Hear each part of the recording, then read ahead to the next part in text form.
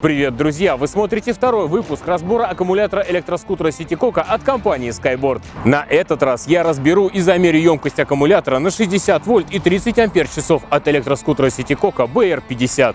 Электроскутер, который лично я считаю настоящей жемчужиной среди модельного ряда в компании Skyboard. Итак, детальный разбор, оценка БМС-платы, используемых элементов и замер общей емкости батареи. С вами Роман, испытатель электротранспорта. Погнали!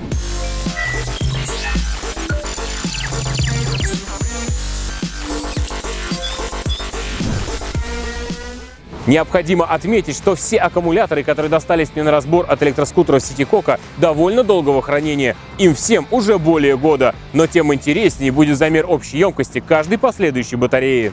Перед вами съемный литий-ионный аккумулятор на 60 вольт, емкостью 30 ампер-часов от модели электроскутера Ситикока Skyboard BR50. Вместительный металлический ящик с двумя разъемами на заряд и разряд батареи.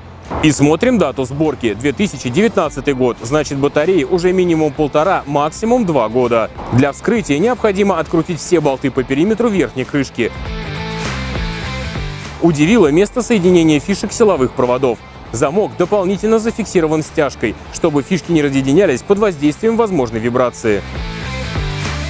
Соединение проводов со штекерами заряда и разряда батареи дополнительно загермечены, и это еще один плюс к общей сборке. Основной блок элементов питания внутри металлической конструкции зафиксирован очень надежно. Помимо специальных проставок, защищающих от ударов и вибрации, все это дело внутри дополнительно зафиксировано на клей. И обратите внимание, что по бокам еще есть место, так что, думаю, в скором времени на рынке появятся модели с более емкими аккумуляторами. Силовой кабель оснащен дополнительным 60-амперным предохранителем на разряд батареи, что, кстати, можно отнести к явным преимуществам компании-производителя. Основной бокс элементов питания имеет высокий уровень защиты от проникновения внутрь пыли и влаги. Внешний изоляционный слой из термоусадочной оболочки синего цвета. Далее защита из жесткого текстолита желтого цвета. Все банки расположены и зафиксированы в специальных пластиковых ячейках-сотах, по-другому называемые холдерами. Внутри встречаем еще один ряд вспененного материала, используемый в качестве проставок для защиты ячеек от лишних колебаний во время поездки.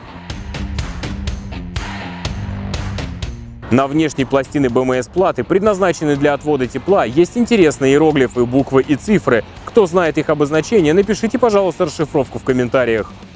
Сборка и сварка внутренних элементов выполнена, на мой взгляд, на уровне самого высокого класса. Положительные контакты имеют заглушки из специальной изоляционной бумаги.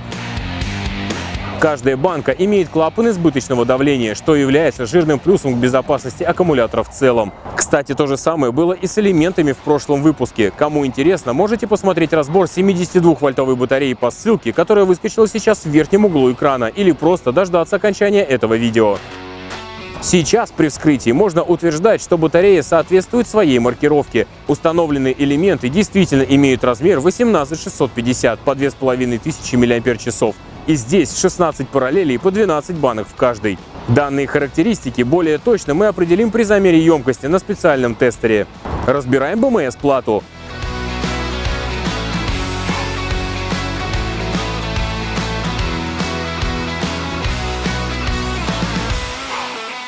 На теплоотводной панели внушительный слой термосубстанции. Это либо подсохшая термопаста, либо какая-то специальная прокладка. Я с такими на своей памяти не сталкивался. Но и о выходе из строя мосфетов у электроскутеров Skyboard от перегрева за всю историю их существования на рынке тоже не слышал. Сама БМС-плата имеет балансировочные транзисторы, а это значит, что напряжение на каждой ячейке всегда будет автоматически выравниваться. И как итог, аккумулятор прослужит максимально долго. По факту есть все необходимое, вплоть до датчика температуры. Что ж, давайте перейдем к замеру емкости 60-вольтового аккумулятора на 30 ампер-часов от электроскутера Ситикока Skyboard BR50. Разрядка будет производиться 20 амперами.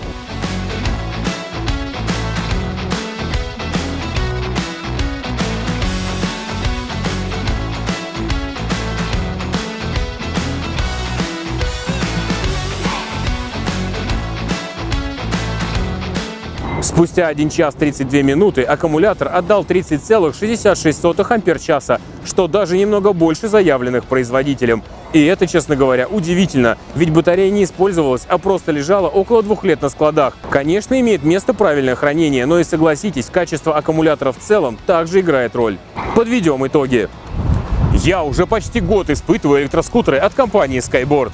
До сих пор я не нашел ни одного серьезного нарушения в технике данного производителя. И вот сейчас, когда я вскрыл уже второй по счету аккумулятор и провел очередной замер емкости батареи, я не перестаю удивляться. Все на очень высоком уровне, и снова емкость батареи выше заявленной производителем. И это даже несмотря на то, что батарея не эксплуатировалась порядка 1,5–2 лет. Впереди специально для вас я разберу и замерю емкость еще нескольких аккумуляторов. А вы напишите в комментариях, что думаете по поводу качества сборки батарей от компании Skyboard.